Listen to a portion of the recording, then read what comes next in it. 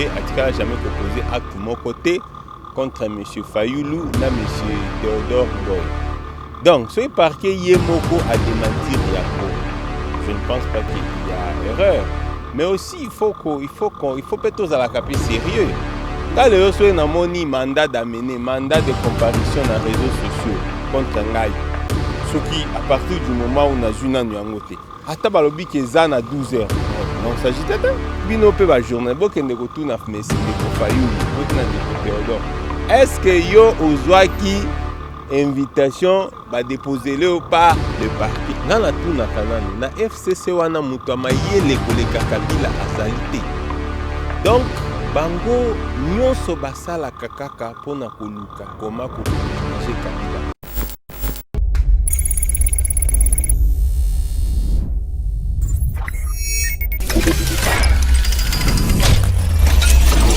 Abalandinyo sobalanda kayeba TV de partout dans le monde bipa yuwa pi bozwa kabiso na kati émission na bino ya éco politique ouais mais la kabino toujours ba actualité politique ya République démocratique du Congo le lot kolobela makambo matali l'actualité de l'heure. Vous le savez que mon amboka Martin Fayoulou et Théodore Ngoyi il fallait vraiment se présenter les lots na parquet général de la Gombe ya Kinshasa kasi Tolanda qui lobby ensemble communiqué officiel ebimi na compte ya parquet ba lobby que bazo reconnaître té invitation aux ezaki bongo lancé na mwana mboka Théodore Ngoyi na Martin Fayoulou to kolobela na kati émission na biso to kolobela pe lisusu makambo matali ensemble pour la République parce que invité na biso azam mwana ensemble pour la République mais kopé ça vraiment santé à partir na bango ngeza ko évoluer comment va Moïse Katumbi et aussi que ba partisans nyoso o baza na kati ya plateforme wana et enfin to komeka ko batsa makambo matali au NIP. Vous le savez que Conseil d'État a sili kopé sa mwana mboka Gilbert Kanko des raisons sur makambo matali au NIP et ça là qui vraiment guerre entre Yénan de Konaye Rouberois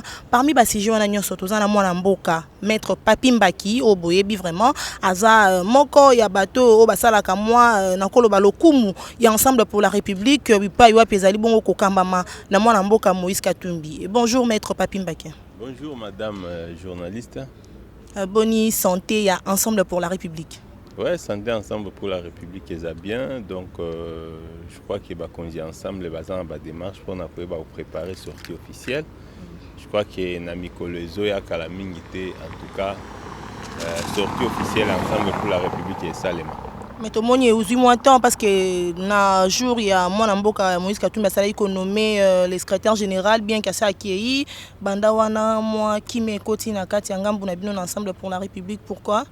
Kimia ezate koti, je crois que d'ailleurs au Koloba en principe il fallait sortir officiel et Salma depuis je crois au mois de juin.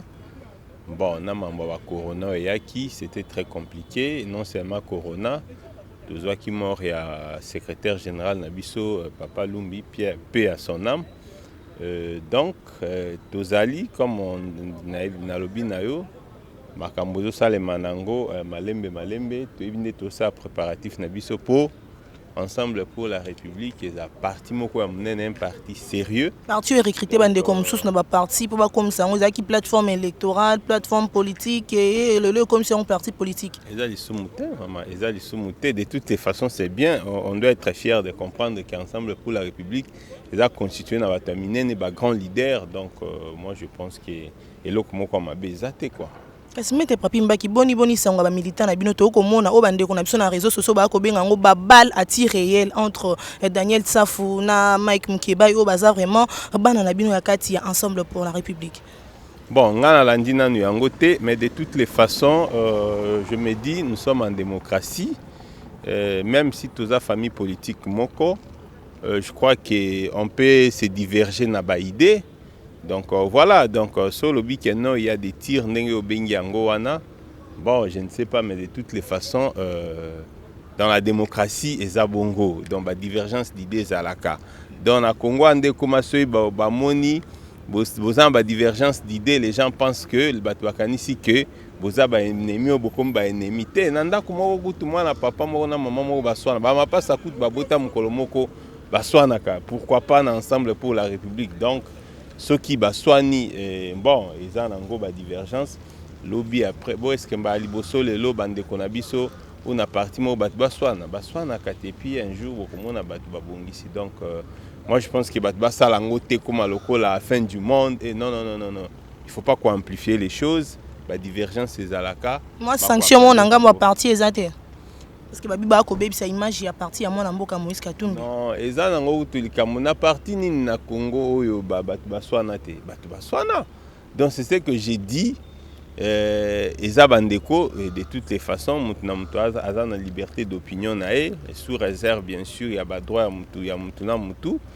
Alors voilà, donc ça va passer, soki baswanaki, bakobongisa. Donc voilà, il ne faut pas en faire un grand problème.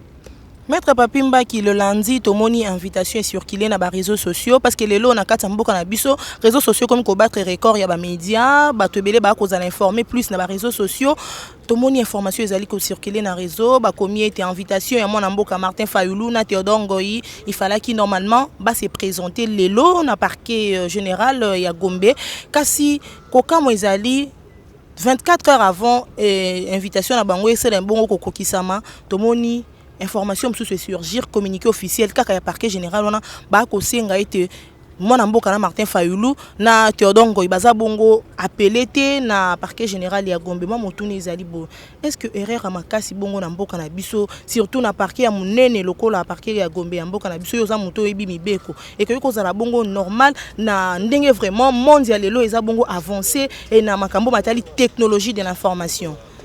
Bon, écoute, Kolobakeza, erreur y a parquet n'a yébité parce que déjà le lobby parquet a démentir qu'à lobby qui a jamais opposé acte de mon côté contre M. Fayulu na M.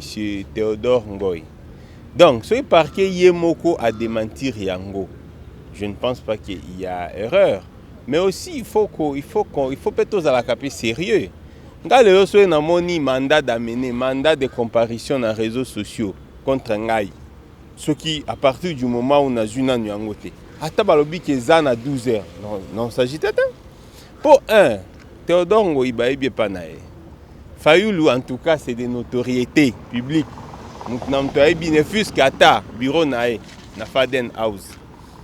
Alors, ce qui vraiment acte moko ezaliwana contre M. Fayulu, acte judiciaire, invitation par exemple.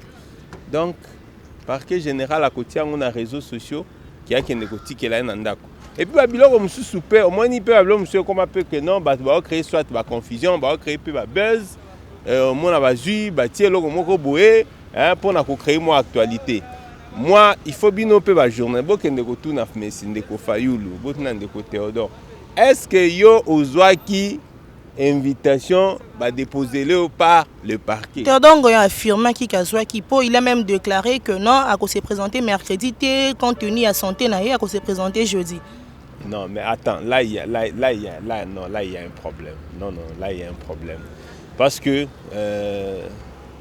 au moment où il y a justice na biso, il y a des problèmes. Mais moi je ne vois pas le parquet n'est-il parquet général ya Gombe parquet à Mounene Bongo à émettre une invitation et puis à Wanganango. Non, de toutes les façons dans les invitations, il y a des babengaon, il y a des noms à Moutou à Signaki. Non, je ne pense pas. En tout cas, sincèrement, je doute fort. Donc que moi Namboka Théodore Ngoyi a Zouaki Yango. Ou bien ceux qui a Zouaki Yango, je doute fort que le parquet général a démentir. Donc tu vois qu'il y a un flou. Donc de tous les c'est comme ça que j'ai dit Babilo comme Soussou et là Babez ya Pamba tu vas comment créer.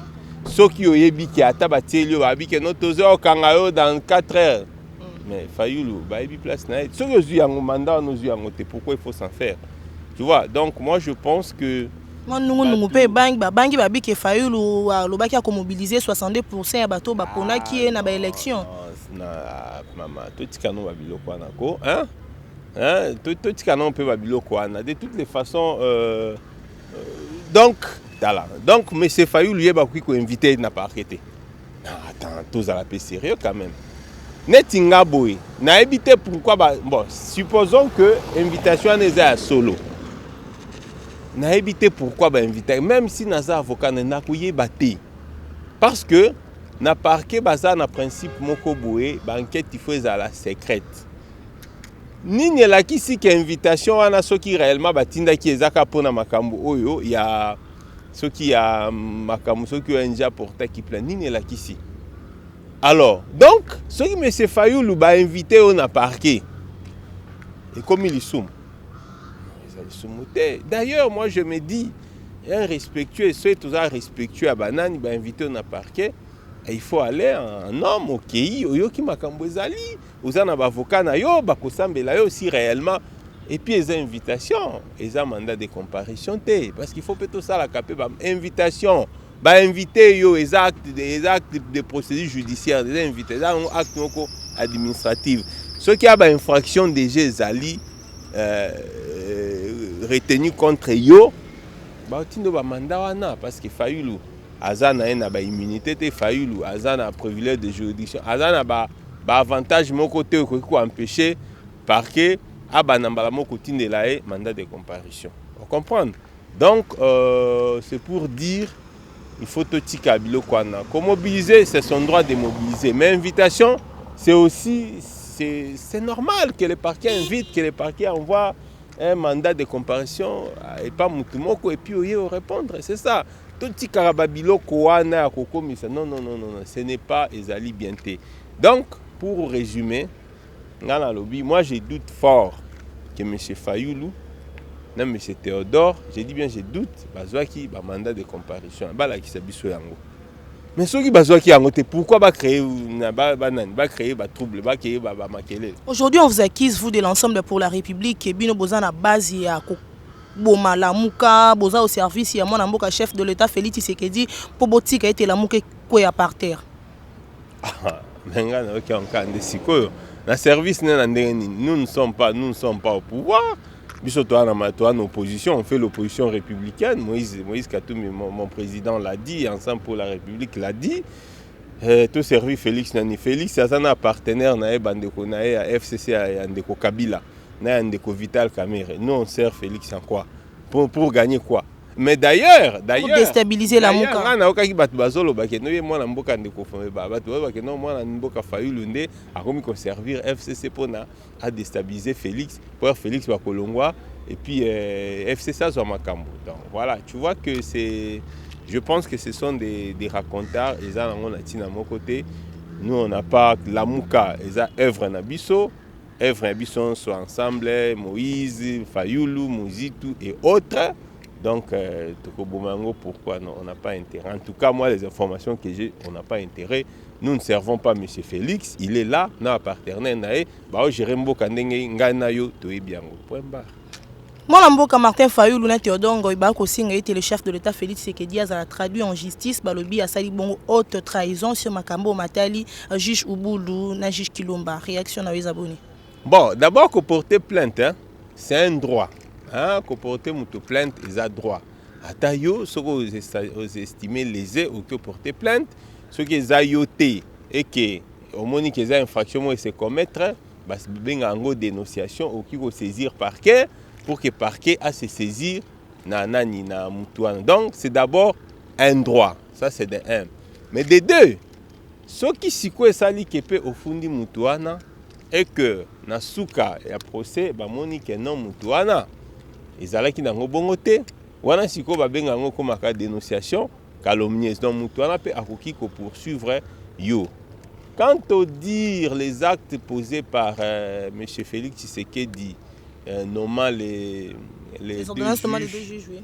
Ce qui est vrai, c'est un pouvoir qui appartient au juge constitutionnel pour établir oui ou non le président de la République a violé la Constitution en nommant ces deux juges-là. Moi, j'ai mon avis à moi, mais je me réserve par rapport à ça. Si tu dis que M. Théodore, il avait saisi la justice, donc il faut laisser que la Cour constitutionnelle se prononce.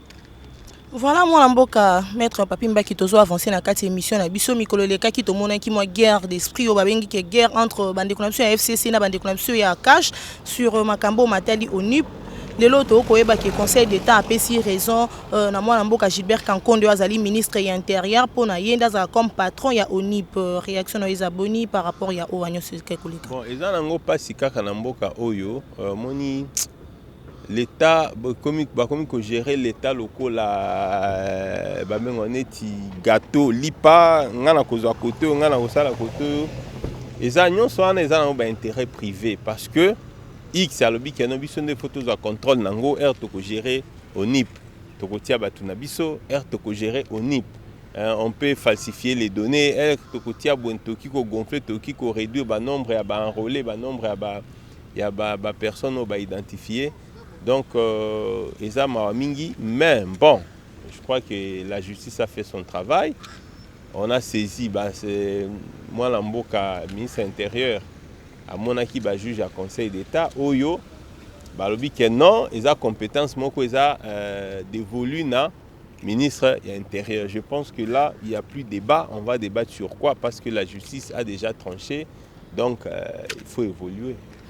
Maître Papi Mbaki lelo bande connexion à Front commun pour le Congo ba ko luka été lobby ceux qui ba élection présidentielle et salemi les chefs de l'état oyamboka na biso akozwa bongo bokonzi ya sika azala bongo voter dans l'Assemblée nationale. Na évité réaction na yo ezaboni par rapport ya o bande konamso ba ko envisager. Ngana tuna kananu na FCC wana mutu amayele koleka Kabila azalité. Donc bango nyonso basala kakaka pona koluka koma ko privilégier Kabila. Donc Kabila bazala abanda ko privilégier depuis kala. Donc ba aménager kaé vraiment to kende wapi. Na 2001 ba aménager Kabila ba pesa ekibokonzi. Toye na 2003 ba aménager ye ba pesa ekibokonzi. Na 2006 ba aménager ba pesa ekibokonzi. Toye ba élection ndenge zalaki 2011 ainsi de suite. Mais attends, nous n'avons pas un roi dans ces pays qui s'appelle M. Kabila. Rebangiba comme Samboko au royaume démocratique. Non, écoute, tout ça c'est tout simplement Balingi Kenon. Ils savent, au Moni Kabila, ça on appelle une pilule amère. Donc les locaux les a compris, les locaux la kinini, Moni kinini. Donc olia kinini, tu vois, c'est difficile à avaler, tu vois, il y a olia ngo maboué. Donc Kabila ezali passi pour les loyo batia a postulé le suffrage direct à l'ECA. En tout cas, ezali passe et a yebi yango. Tala Kabila depuis Kenda, ti lelo Félix Azali me bat bamona kakaye. De ma be au régime ne sala na mboko leki tellement munene que à telle enseigne na bana na bakokololo na biso bakobosana yango, ce qui fait que le nom de Kabila Joseph à la présidence économique. D'où il faut faire quoi? Il faut que comment tailler une loi sur mesure pour que bakoye bakena na niveau ya CENI baki ko tripoter sur la majorité, une fois majorité. Maman, moni ba effort wana, les effort moko ils a multiplié par 0. Donc ekosimba nango de. Voilà mon mboka Papi Mbaki, maître Papi Mbaki lelo le gouvernement na biso sali une année déjà na gestion ya mboka bien que boza na kati opposition beaucoup mon mboka ndenge zali kokende okoki lelo ko côté bango na combien par rapport à gestion na bango 0 sur 10. Donc bah ça le côté 0 sur 10 na habité 0 sur 10 et le komo te na moni ya malonga basali wana. En tout cas et le côté donc na habité qu'est-ce que je peux dire? Donc un gouvernement irresponsable. Donc, les vieilles Lungankamba, en tout cas, a échoué lamentablement.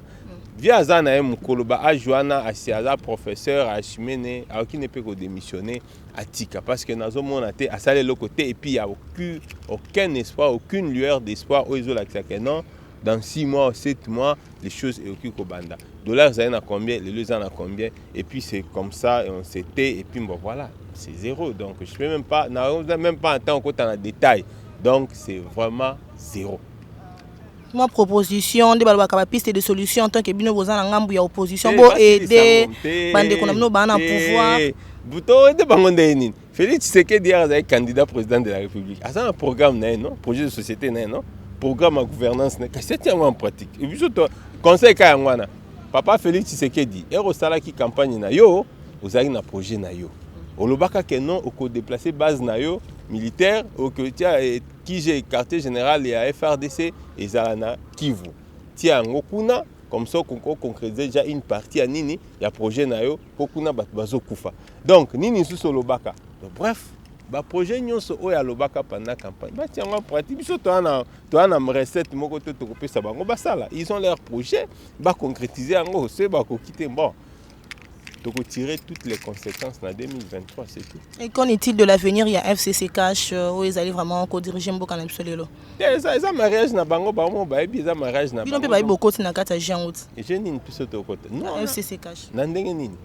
Biso ça mariage na bango bango ba ebani ndenge eza. Ah bah il paraîtrait que moi na Mboka Raymond Chibanda sala moi voyage moko na ngambu pona ki kokutana na moi na Mboka Martin Fayulu na Muzito bino na ngambu na no ya lamuka beaucoup reconnaître loko wana te. Moi en tout cas on a bien information tu mutu konde o bisinga na ki lonke pas na je ne connais pas ça mais bref bazawana avenir na bango bazaka ne bazaka kaka bulunga mbakoswa na kaka ti ne bakoswa na ti ba mama papa bana bakoswa na papa na maman babeta ba moi ba champagne chaque soir bayaka koto bana bakoswa na ainsi de suite 2023 wow. Donc voilà donc eza na bango eza mariage na bango liba bato bakota te tota na biso ka ba voisin tota ne bazo évoluer voilà. Bino pe boza ba guerre d'esprit kuna ngam na la mukati. Pour tout le monde déjà les coordonnateurs musique tous les lois qui est déjà ce qui a ça débordé même gestion na il fallait normalement expirer depuis juin mais to comment a-t-il les lois za kana kata bokonzi na kata coalition la muka. Non, le problème est dans côté là quelques petits dysfonctionnements, il y avait corona, il y avait tout et tout, ils n'étaient pas au Congo donc voilà, ils sont déjà là, je pense qu'il va organiser rotation il y a présidence et à la Mouka donc c'est pas. Et les prochains candidats ça sera qui va prendre la présidence à la Mouka? Je pense que c'est Fayoulou, hein. Je dois vérifier, je pense que c'est Fayoulou qui doit en principe prendre ça, je pense sous réserve de vérification. Voilà, tout comme na souka émission na Maître Papi Mbaki, message na souka poto bouclé définitivement émission na lelo. Message à souka ezaboué. Ba politicien na biso batika rapé ko créer ba buzz. Ceux qui ont moni mandat de comparution, invitation na réseaux sociaux.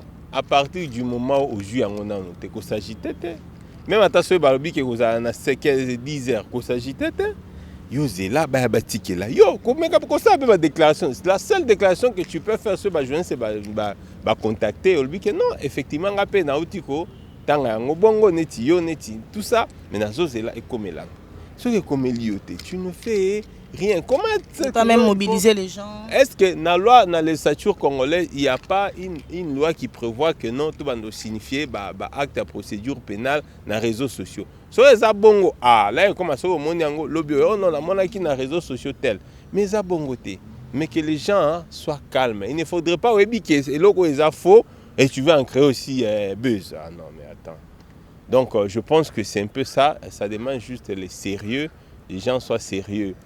Au problème na ensemble des discussions ezalaka nango na famille batu baswa naka gouvernement Ilungankamba c'est un gouvernement qui va nous rapporter rien c'est un gouvernement démissionnaire conseil ni topé sana Félix on a conseil mo topé ça Félix a un projet de société naé à Salaka je pense que balbaka gouverner c'est prévoir donc à gouverner ba peuple balia guerre ici là na est et puis tokende na élection na 2023 mariage na bango eza mariage na bango moko ndenge babalanaki na est ya Congo nani ya Kinshasa na esoi na Kingakati babenga kaka sango oyo ya célébrer mariage na bango soki bourgmestre wana ayeba ndenge nini na kosala bapare na bango certainement bazali bango moko ba continuer pourvu que le peuple congolais en posa alia bana batanga et puis vie ezala bien et puis voilà donc ceux qui ont des alité et en plus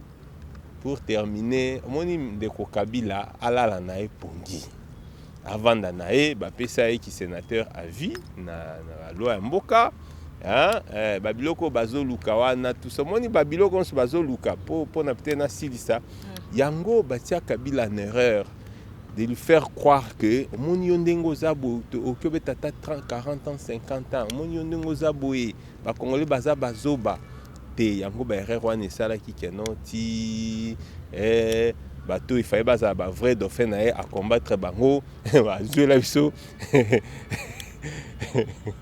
wana nyango soumettre c'est qui makasi bo dauphin Kabila ezaki mona mboka les candidats au azaki biso on ne va pas nous intimider Ndeko Shadari et voilà les noms de Shadari à Zoate donc voilà Merci beaucoup. Merci beaucoup, Maître Papi Mbaki. Un grand merci à Meshek Ochudi. Merci beaucoup, Nabatonio Sobalandaka Yeba TV de partout dans le monde.